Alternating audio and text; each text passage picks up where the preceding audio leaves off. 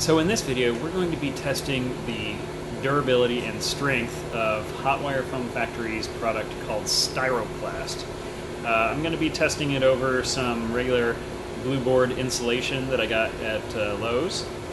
And so what this is basically a coating that works a lot like fiberglass, except for you can put it right over the top of foam without it eating away at the foam. They do recommend that you use a mesh, and they sell different strengths of this mesh. I got the medium mesh because they said that it's going to be able to smooth over that medium mesh a whole lot better than the heavy mesh. So I put the Styroplast onto the styrofoam blocks that I made, and I waited 3 days until they reached full cure. And today I'm going to be testing just how strong they are with a single layer over medium mesh, a double layer over medium mesh, and a triple layer over medium mesh, because I just want to see how far we can take this thing. Okay, so it's been 3 days since I covered this stuff with Styroplast, and let's see, I've got a couple tests here. The first one here only has one coating over the mesh. It's a medium mesh. You can see that if I push my finger in, it actually does sink in a little bit just on the top where it's just purely Styroplast over foam. You can see little like air bubbles in here along the surface, and I'm just getting just the slightest indent. It's actually pretty rock solid. This one, there is no air bubbles. It's very hard to see the texture from the mesh, although I guess if you get the right light on it you can still see it, but you can't feel it anymore.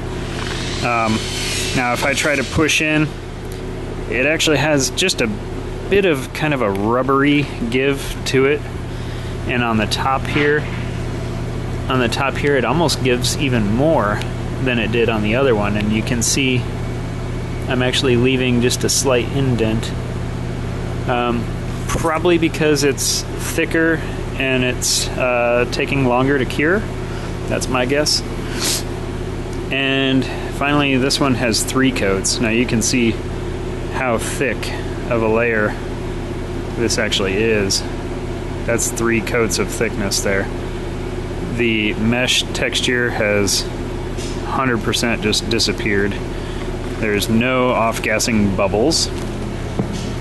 And again, rock solid. This one actually feels like it cured a little bit better. The top though, you can see it actually does give in just a little bit, but it's got kind of a very stiff rubbery feel to it. Now I did some other tests too. This one here, no mesh, just Styroplast, 1 layer over blue foam. Let's see if I can get the light on there. You can see it does actually squish in a little bit, but I think that'll probably pop out on its own over time. This was a thin layer. I just want to see, just on a real skinny piece of foam like this, how easy it is to crack it. This is the 1/8 inch craft foam that you can get at like Joann Fabrics or Hobby Lobby or whatever for a couple cents a sheet. I wanted to cover that too, just to see how well it does. You can see it stiffens it up pretty good. You can bend it, but it doesn't snap. It just takes the bend. So that might be good for hard coating some cosplay props or something. And same with this one. This is a floor mat material. Same kind of foam, just a little thicker. Get this as a yoga mat or whatever. So it does just kind of have the consistency of like a very firm rubber. I wanted to check the weight of these two. So this is 1 coat of foam, 12 ounces, all right, over the medium mesh. The 2 coat is 1 pound 4 ounces, And the 3 coats,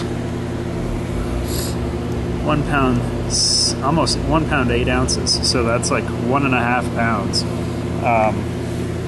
So almost twice as heavy as this guy here. So it does add quite a bit of weight. Next, we're going to see just how strong these things are. We'll try to break them. Alright, so the first test I'm going to do is just a simple throw test. Now, one thing to understand is the seam here, where I joined the 2 pieces of foam. I literally just put 3 little dabs of hot glue, and I'm talking small little dabs, just enough to hold it together while I styroplasted these. So the entire structural integrity of these pieces is coming from the Styroplast and the medium mesh that are on them. So let's give this a shot. This is the single coating.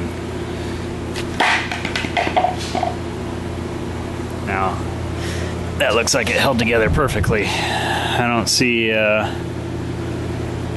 single crack or anything.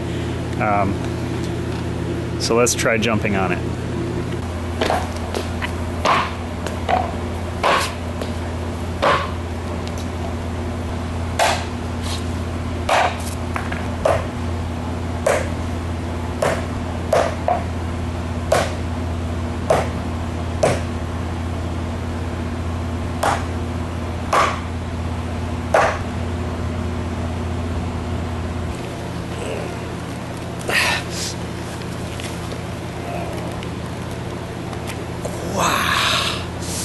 Whew.